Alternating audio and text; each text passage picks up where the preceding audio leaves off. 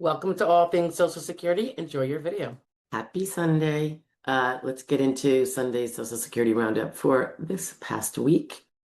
It was a interesting week traveling back and forth and such.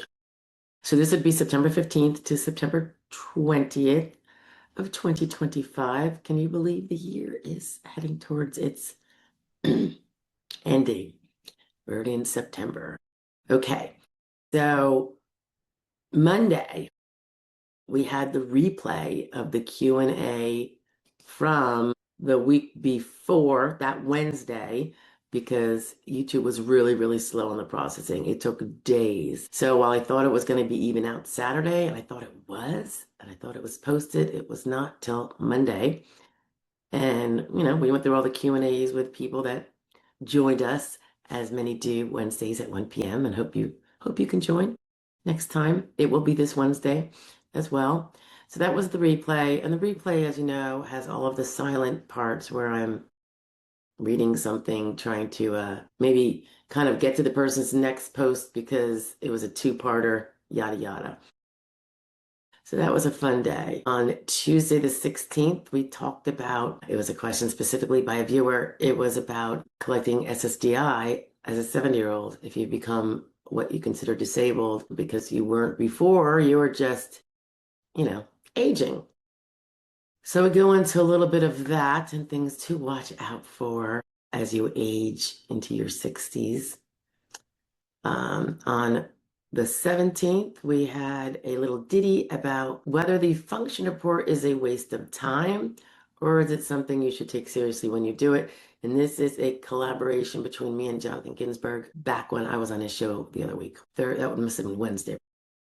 Thursday was the replay of, so this is Thursday the 18th, was the replay of the Q&A from the Wednesday the 17th, because in addition to a daily at noon, we also have our live stream at 1 p.m. on Wednesdays. So that came out.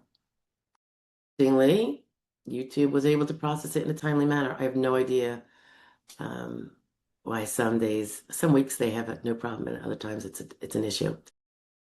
Then we have the following day. What do we have the following day? Friday fraud law review. This was a New Jersey guy, my old stomping ground, who had been stealing Social Security and I think another program's funds from his deceased father for almost 20 years. And it was just yet one more example of how when we were told, no, no, no, just because 150-year-olds are on the right, Social Security numbers are showing active, no one's actually collecting on those. Well, obviously that was incorrect. So don't know the time frame when they were investigating and prosecuting, but I guess they've been going on and I guess they're going to keep going on, which is a good thing. That was the 19th, right? Saturday the 20th, last day of the week. This was about when, as a claimant, you may have inconsistent statements that don't jive with what is stated in your medical records. Sometimes it can be overt and not just not supported. It's something that, if pro se or not, it's something you're really going to want to pay attention to. It's never, as a pro se person, or even as a not pro se person, like hopefully you do follow up with your doctors and know what they're talking about. It's not like, and I think someone had asked, if you have a representative, are they going to go through line by line with you, your medical records, so you can say, gee, I remember 2 years ago and I didn't say that, or I said this on that day and they don't have it recorded. That's not going to happen. But you need to be a little cognizant yourself. They can do that legal, but they can't be controlling how you behave, things you say to your providers. So you, I think, separately would like to be reviewing your portal records and see what your doctors have to say about you in your records. So nobody else can really do that for you. But the implications in a case later can be, and over the course of time, as a case is developed and absorbed, and it's always changing, right? Because you're always getting new treatment and new stuff coming in. A lot of times we do catch things. Nothing is surefire, being human, and then when we go through such things, we do try to go through them with an eye towards hearing, meaning the hearing, so that you know that it could be an issue that is brought up at hearing by a judge, and you will have your thoughts and your wits about you to explain coherently what the situation was. Ideally, you're doing that ahead of time. You're just being responsible for your housekeeping when it comes to you and your doctors. All right, that was Saturday. And hope you all had a great week. Hope you had a great weekend. And I hope you enjoy the rest of your Sunday. I hope it is peaceful and meaningful, and we all can make the best of it, regardless of where we're at today. Okay? Thanks so much, guys. And I look forward to seeing as many of you as I can live on Wednesday. But otherwise, thanks for paying attention to the daily shares. And if there's any that you think would be helpful for the public at large, even if it's specific to your concerns at any given time, definitely feel free to share them because I am happy to give a little review to see if that would be something we could put up on video. All right. Thanks, guys. Have a good one. It's still Sunday. Did you miss last week's Social Security roundup? Not this week that you just heard, but the one prior to that, and want to catch up? I'm attaching it now. Have a great day. Bye. Good morning. Happy Sunday. I hope you're all having a great weekend and had a decent last week. It was kind of an eventful week, I suppose. We had our 24th anniversary of 9/11. That's always a really contemplative day for me, maybe because I grew up in Jersey and had the vantage point of seeing the towers as they burned. But it should, I'm sure, be pivotal for most of us who are Americans or people who love the United States. But we also had the assassination of Charlie Kirk, which is quite devastating and just such a horrible, horrible thing done by, we'll see. So that was this week. Next week will be a better week, I'm positive. So I am still dealing a little bit with a cold, but we'll get through it. Okay, so I just want to do this Sunday Social Security roundup. That would be Monday was the 8th through the 13th. Okay. Oh yeah.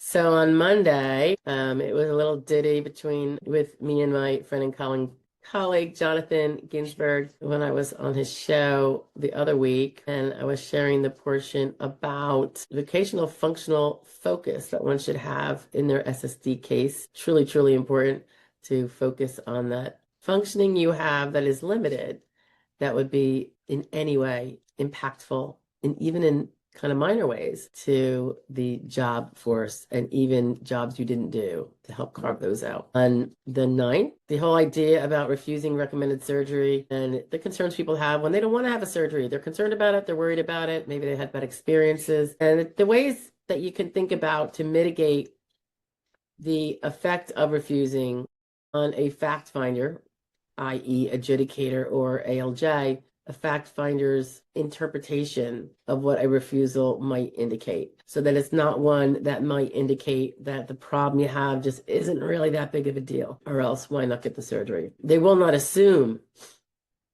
that there's a good reason for refusing surgery unless it kind of shows up in the records. So the next day, this is September 10th. This was a little share to SSI parents of children who are on SSI and what they consider when reporting cash spends from their children's back benefits, perhaps to pay certain debts that have incurred that really are part of the children's support during the time period that their case was pending. And there's a little add-on there for the SSI parents of things you should also be thinking about to protect your child later, because it might just be that the information of today, if they're minor, is what you're going to need, or they're going to need feasibly 20 years from now if they are filing for a DAC benefit, which they might be able to do, which can get them off of the SSI. September 11th, the infamous day. Oh yeah, this was because Wednesday, pardon me, the 10th, we also had the live Q&A for a couple hours in the afternoon, the lunch hour, as we always do every week. Normally that comes out as a kind of like an abbreviated, somewhat replay Thursdays at noon on our regular noon shares, but YouTube dropped the ball and didn't have it processed by then.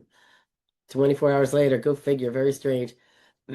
I made a joke about possibly being spanked by YouTube for some reason. Who knows? Anyway, so I filled it in with something that had just happened that morning. So it was kind of like a right after share, which I used to do a lot more, but things have been so busy. And it was my discussion with a DDS staffer. And we talked a little bit about how technologies are being utilized at the DDS and some strategies they're using, at least in his particular office, to expedite, or I should say, relieve the backload and get things moving faster at Recon. It was fascinating. Seemed like a really nice guy. Friday was, of course, fraud law review. This would be September 12th. And this one concerned an Aiken, South Carolina woman who was stealing her mother's, who's dead, mother's deceased, Social Security benefits for near a decade. It's just one more example of how when some media said there is no dead people having monies issued in their Social Security number. Wrong. We all knew that was false, but go with the program, right? Stay lockstep. And then Saturday, the 13th, this was the replay that didn't come out when it should have come out on Thursday. And so that is the replay of the Wednesday live Q&A on all things Social Security, where you can come and ask your questions live by typing it in the chat.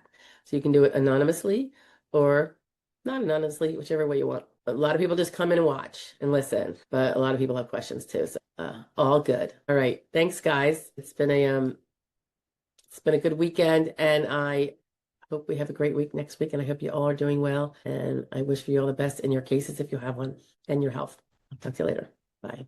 Hello again. I hope you enjoyed the video. I hope it was helpful, if not just a little bit informative. In the event you have a Social Security question you want addressed, please feel free to make a comment below and ask the question, even if nothing to do with this particular video. And just a quick, again, reminder, we have our daily video shares and tips around noon every day of the week. And on Wednesdays at 1 p.m. Eastern Standard Time, we have our live Q&A session where you can come in live and enter your questions in the chat. And we all pretty much have a good time for an hour or two. I look forward to seeing you there, hopefully.